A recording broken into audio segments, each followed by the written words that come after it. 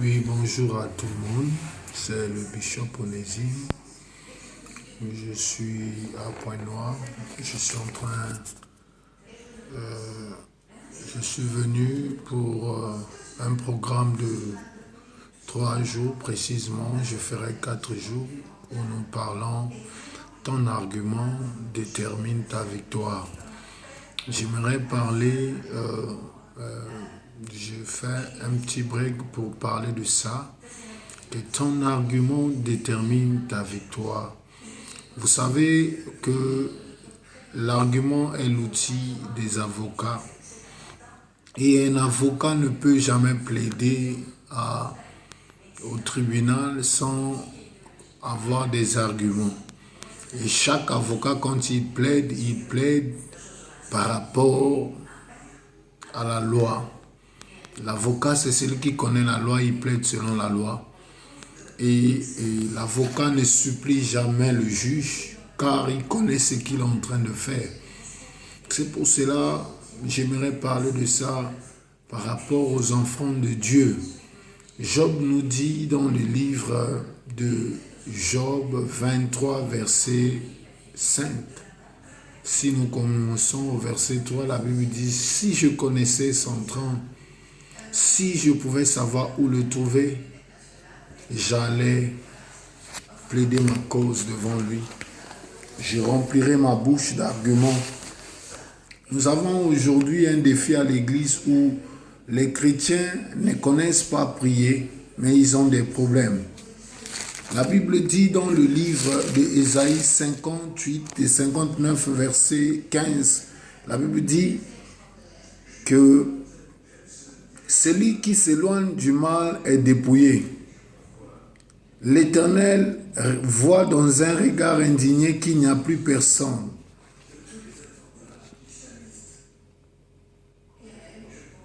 Voyez, l'Éternel, je disais, merci, excusez-moi, j'étais en train de lire, c'est comme ça, les yeux étaient penchés sur la Bible, car je disais que la droiture ne peut pas approcher.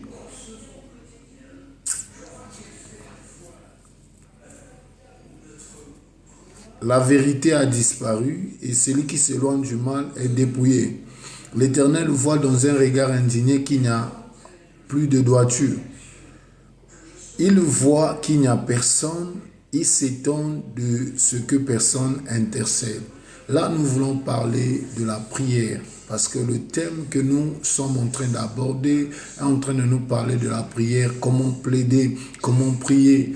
Or, la prière, ce n'est pas dire de vaines paroles, c'est ce que le livre de Matthieu nous dit. Il dit, quand vous priez, ne dites pas de vaines paroles, mais rentrez dans votre chambre. C'est quoi les vaines paroles? Des paroles qui n'ont aucun fondement biblique. La prière, ce n'est pas rappeler à dire des vaines paroles, dire des sottises, dire des histoires, mais rappeler à Dieu sa parole. Bien-aimé, toi qui me suis dans cette vidéo, je ne sais pas là où tu te trouves, mais j'aimerais te rappeler que car la prière est faite pour être exaucée. Et chaque prière que nous adressons à Dieu, Dieu nous écoute, il est prêt à nous exaucer. Car Jésus est en train de dire dans une pensée dans le livre de Luc 18, il nous parle d'une femme qui était veuve. Nous connaissons une femme qui est veuve, c'est une femme qui a perdu le mari. Elle n'a plus le sens de la vie, elle sent le dégoût de vivre. Cette femme avait un problème. Et le problème qu'elle avait, celui qui avait celui qui était capable de trancher ce problème, c'était un juge qu'on nous a donné le profil. Le juge là, c'était un juge unique qui n'avait aucun égard à personne. Il ne considérait personne. Ce monsieur était une monsieur hautain, orgueilleux, monsieur qui pouvait écouter personne. La Bible dit que cette femme a pris une décision un jour. Toi qui me suis, que ton problème qui a mis du temps, ça dépend de la décision que tu peux prendre aujourd'hui. Ça peut emmener un changement dans ta vie. Vous savez que la vie est faite des gens qui décident. Si tu ne décides rien, tu seras rien. Car le monde nous dit que non, celui qui ne risque rien n'a rien. Et c'est ton problème. Tu ne peux, s'il n'y a personne pour te défendre, Dieu t'a donné la bouche pour parler. Et tu peux plaider toi-même et Dieu t'écoutera. Car Job dit ça. Job est en train de nous rappeler cette pensée dans la Bible. Il dit quoi? Si nous voyons cette portion des Écritures, que Dieu soit loué pour cette parole. Il nous dit ceci. Il dit dans le livre de Job 23, verset 3, la Bible dit que oh, si je savais où le trouver, si je pouvais arriver jusqu'à 130, je plaiderais ma cause devant lui, je remplirais ma bouche d'arguments. Vous voyez, et ça c'est Job qui dit, il dit si je pouvais connaître où le trouver, mais nous, aujourd'hui nous sommes sous la dispensation de la grâce, nous connaissons que Dieu s'est manifesté par la parole, car la Bible dit dans le livre d'Hébreux 1, verset 2, que dans les anciens temps, Dieu nous avait parlé par les prophètes, mais dans ce temps-ci, Dieu nous a parlé par Christ, qu'il a établi responsable de tout. Donc, Dieu a utilisé Christ comme la parole pour venir nous parler. Nous sommes à cette dispensation. Et la Bible dit, c'est Paul qui l'a écrit, il dit, autrefois, à plusieurs reprises et de plusieurs manières, parler à nos pères par des prophètes, Dieu, dans ces derniers temps, nous a parlé par le Fils qu'il a établi héritier de toutes choses, par laquelle aussi il a créé le monde. Vous voyez, Christ pour nous c'est la parole de Dieu. Et si nous voulons trouver le trône de Dieu se trouve là où Christ est. Car Christ est le trône de Dieu. Amen, amen. Et la Bible dit que Christ en nous, c'est l'espérance de la gloire. Quand nous avons Christ en nous, nous avons le trône de Dieu, nous avons l'écoute de Dieu, nous avons l'exaucement de Dieu. Dieu peut nous exaucer quand nous penchons notre foi à croire à toute l'œuvre qui a été bâtie par Christ sur la croix, car c'est lui qui a pris notre place. Amen. Donc, j'étais en train d'encourager une personne qui était découragé par des problèmes, affligés, dominés. Car ton problème peut changer si tu prends une décision. Car on dit, celui qui connaît parler est capable à changer des défis. Nous avons vu à la justice, je suis en train de parler d'une histoire d'un avocat qui était en train de défendre une personne. C'est des gens qui ne connaissent pas Dieu, c'est des noms, c'est pas des chrétiens. Ils avaient un procès à la justice où ce monsieur était rentré dans un lieu, dans une boîte avec un pistolet. Et le monsieur voulait abattre un homme. Et dans la foulée, l'homme a suivi, les gens ont crié. Et ce monsieur est sorti avec son arme. On l'a interpellé, on l'avait mis au garde à vue.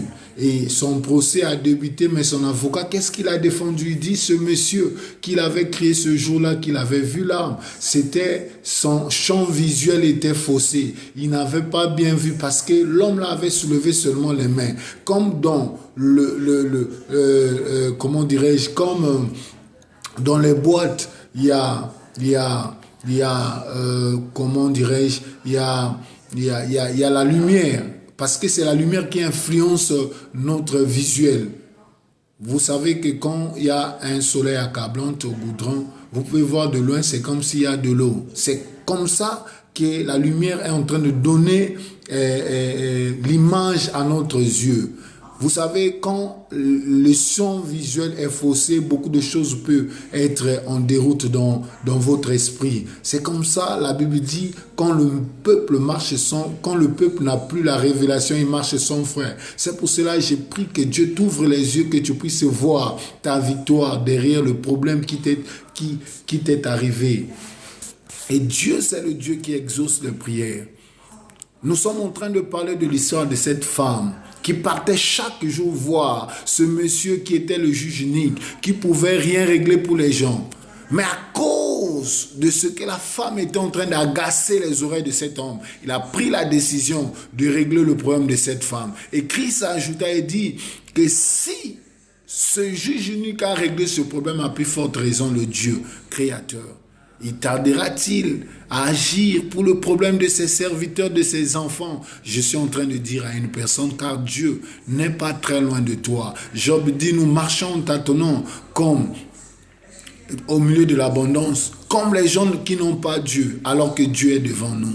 J'aimerais prier à une personne que Dieu t'ouvre les yeux. Toi qui avais perdu l'espoir. Toi qui n'avais plus le goût de la vie. Car ce n'est que Dieu qui a le dernier mot pour ta vie. Il est écrit dans la Bible qu'il est appelé à une personne de mourir une seule fois. Après cela vient le jugement.